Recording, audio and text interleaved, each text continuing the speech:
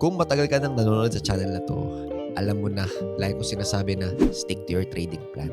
Kaya naman, in this video, tutulungan ka ni Coach Gail kung ano yung mga dapat mong ilagay sa trading plan.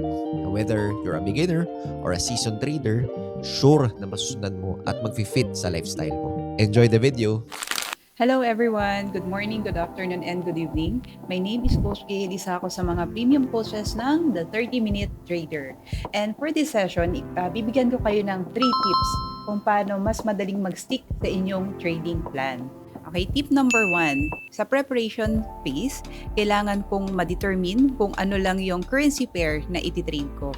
For example, dun sa aking trading plan, nakalagay dun kung ano yung mga gusto kong makita. Ano yung mga gusto kong makita sa, ito yung binibigay ng fundamentals for this week. Hahanapin ko lang yon at ilalagay ko lang lahat sa aking watch list. So, pag sinabing AUD-USD, maganda yung galaw niya for this week based sa fundamentals, ilalagay ko lang siya sa aking watch list.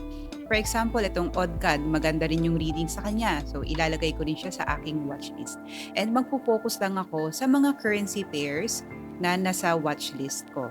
So second, hahanapin ko rin yung time frame kung saan ako nagtitrade. For example, yung higher time frame ko for swing ay daily.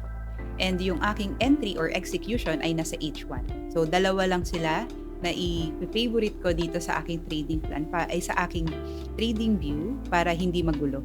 Para sila lang yung nakikita ko and hindi ako matitempt na tignan yung ibang time frame. So kung H1, D1 ka lang, tanggalin mo yung ibang time frame. So kung day trader ka naman and gusto mo lang na intraday, pwede mo namang ilagay lang yung kung nag-enter ka ng 5 minutes o 5 minutes lang ilalagay mo and then tanggalin mo yung mga hindi mo magagamit. Like D1, hindi mo naman yung tinitingnan. So kailangan malinis din yung ating chart. Kung ano lang yung kailangan mo, yun lang yung ilalagay mo. And next, yung session. Isa sa mga kailangan kong makita or kailangan kong ma-determine bago ako mag-trade ay kung anong session ako papasok. So personally, London session lang ako nag-trade. So pwede natin gamitin tong indicator na to. Type lang natin market sessions. Ayan, naka-favorite na siya sa akin. And then click. Yan. So magpa-plot na siya dyan or lalagyan niya na ng box automatically kung kailan yung Tokyo session. No? Kahit hindi mo siya memorize, lalagyan niya yan ng box. And nandyan na rin yung Tokyo session, London session, and New York session. For London, it's between 3 p.m. hanggang 12 midnight. So, dito lang sa time na to ako magpa-place ng trade. So, outside London session, hindi na ako mag-trade. Next na gusto kong makita sa aking playbook ay yung mga criteria ko for entry. First, market direction. Paano ko ba dinidetermine yung aking market direction? So, personally, gumagamit ako ng fundamental analysis. So, sa mga interested mag-TAT, ayan, pwede nyong reviewin or aralin kung paano nag-work yung fundamentals and yung sarili niyang framework. Next, sa area of alignment, support and resistance, yun lang naman yung ginagamit ko. Sa timing of entry, nag-aantay ako ng candlestick confirmation. And then sa exit, yung RR ko, 2RR and above. 1:2 and above.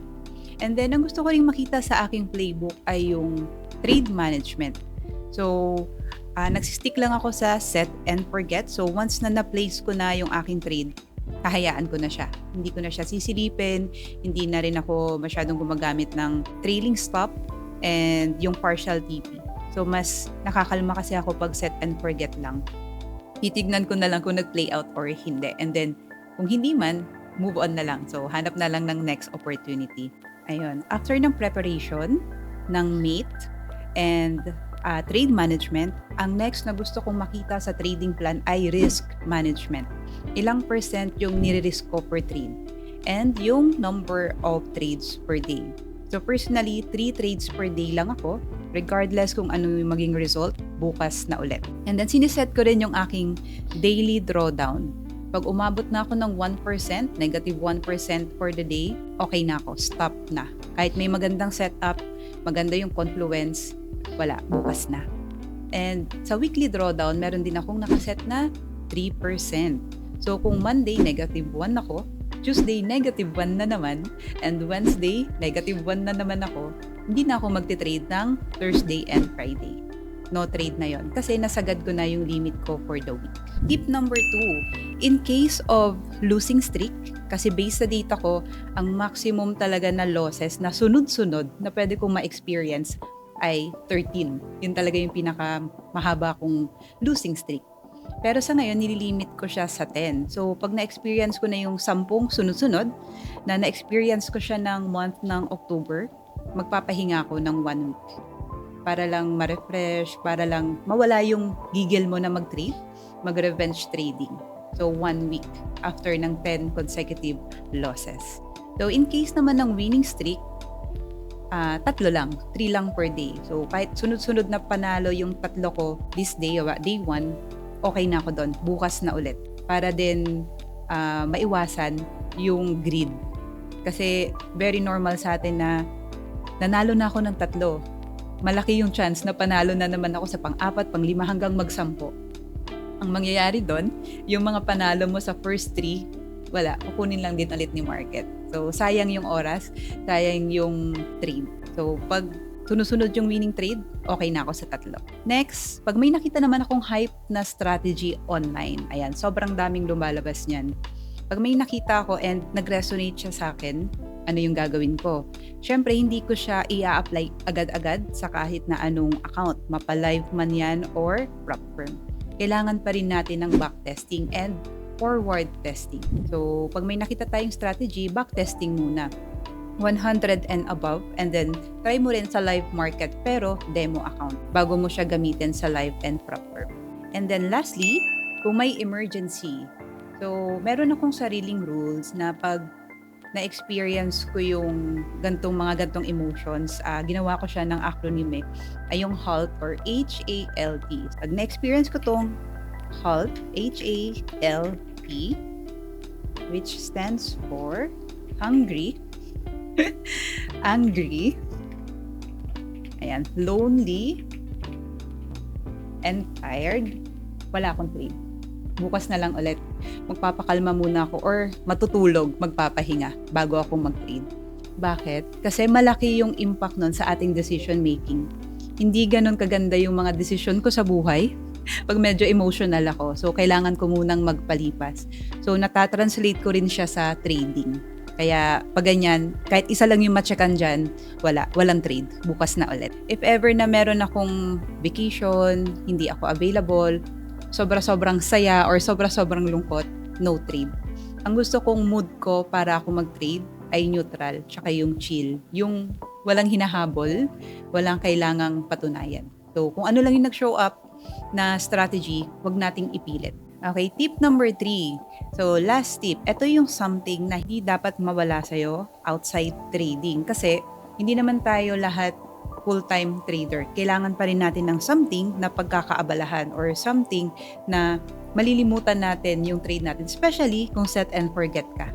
Kasi ang tendency, kung puro trading lang yung iniisip mo, wala. Sisilip-silipin mo yung phone mo, yung laptop mo, kung ano na nangyari sa trade mo. So, kailangan mo pa rin gumawa ng ibang bagay na beneficial para sa'yo. So, for me, personally, depende sa schedule, no? MWF, I make sure na nasa gym ako ng 9 a.m. to 10 a.m. So, hindi ako mag-check ng trade ko, hindi ako mag-check ng kahit na anong chart habang nasa gym. So, it's either may music ako or kung marami akong gustong pag-isipan, wala. Tahimik lang, tapos buhat-buhat lang. So, ganun ako MWF, and then sa afternoon nun, tsaka ako kinukuha yung aking steps. So, may step target ako na 10K to 12K per day. Pero pag TTHS, since ito yung day na usually lumalabas ako, ito yung face-to-face meeting, medyo magaan lang yung workout ko for the day, yung target ko. Kailangan ko lang maka 10K to 12K steps. So, ganun na kasimple yung routine ko. And lastly, para sa ating bonus tip, hindi mo kailangan magkaroon ng trade every day, every week, and every month. Okay lang magpahinga. Kasi ano bang goal natin sa trading?